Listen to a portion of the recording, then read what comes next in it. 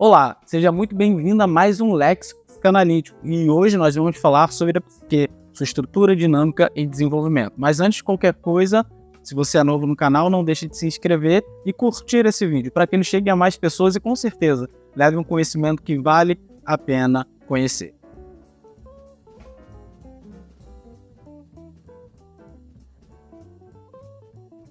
Bom, para a gente poder falar sobre a psique, a gente tem que entender que existem várias formas da psique ser concebida na área do conhecimento. Quando se trata do desenvolvimento humano, na parte da psicologia, a gente vai falar sobre muitas questões que envolvem, por exemplo, o próprio comportamento.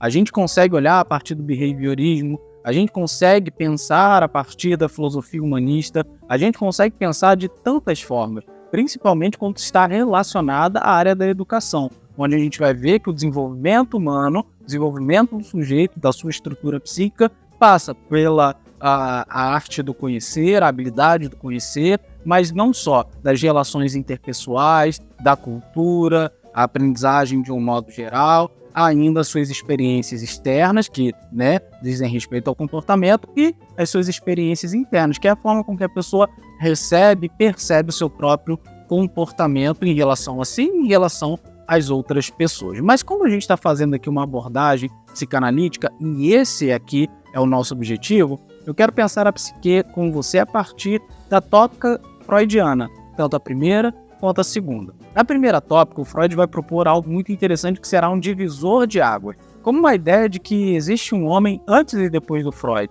Quando você parar para pensar, a ideia de inconsciente ela não era concebida da forma que foi concebida na psicanálise. Porque essa palavra, na verdade, sempre existiu, o Unbewusst do Freud, o não consciente. Na verdade, na filosofia clássica, na filosofia medieval, isso sempre aconteceu. Mas o inconsciente ele tinha um sentido descritivo. Ou seja, quando a gente desmaiava, quando a gente estava dormindo, quando a gente bebia muito e acabava perdendo ali a habilidade de raciocínio presente, de reflexo, você ficava inconsciente dos seus atos. Isso é o sentido descritivo do inconsciente. Ou quando você não tem ciência de alguma coisa. Estar inconsciente de algo é não conhecer, é não saber, é não ter a capacidade de pensar. O Freud ele vai então trazer uma nova noção que é parte da nossa psique, ou seja, parte da nossa alma, da nossa estrutura, inclusive psique, que era anteriormente traduzida por alma, passa atualmente a ser traduzida por mente. Então, a partir do Freud, a gente tem uma divisão um pouco mais sistematizada da alma.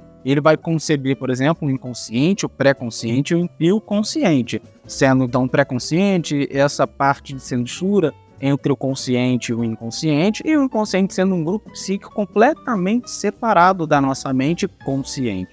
Ou seja, é aquela imagem do iceberg que com certeza você já viu em algum lugar na internet. O inconsciente sendo a parte mais profunda e maior da nossa vida psíquica, da nossa alma, da nossa mente.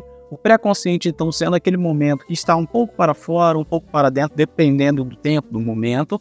E a consciência, que é a nossa capacidade de raciocínio, presente, momentâneo, do aqui e do agora.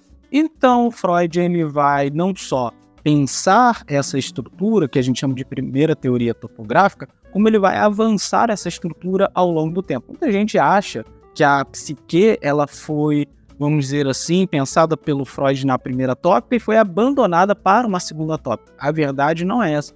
A verdade é que para trazer uma resposta a certos problemas da dinâmica dessa estrutura, o Freud pensou em algo mais elaborado relacionado à própria estrutura. Então, quando a gente fala sobre inconsciente, pré-consciente, consciente, que o Freud jamais vai abandonar, será, vamos dizer assim, desenvolvido o campo, a pista onde a dinâmica vai trabalhar. E essa dinâmica, então, é dividida naquela outra imagem que você já viu, que eu não concordo muito, de uma pessoa, um diabinho num ombro e um anjinho no outro, onde estariam representados ali a pessoa como ego, o diabinho como id e o anjinho como superego. Na verdade, essas figuras não podem ser vistas assim, ou serem simbolizadas assim, justamente porque a nossa dinâmica psíquica, principalmente quando se trata do id, ou aquilo que a gente chama de isso, tem um aspecto amoral, não é moral. E nem imoral, é amoral. Então todo desejo que parte de nós, da nossa psique,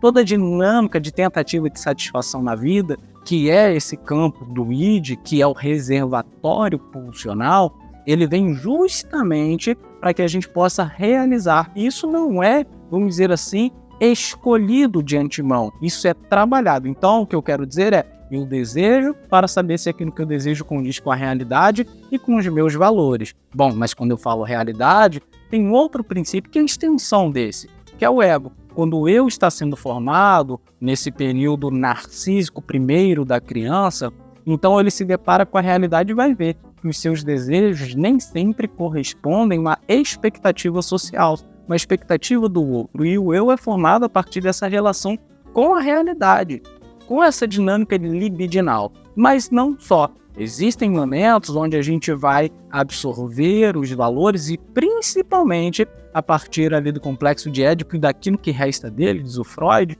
formando assim aquela ideia do anjinho, que não é, né, castradora, que é o superego, que é um princípio moral. Aí sim nós temos um princípio também extensionista, ou seja, ele vem dessa extensão do id, do ego, sobra do complexo de Édipo e que forma o nosso princípio da moralidade. Agora não é só mais o desejo diante da realidade.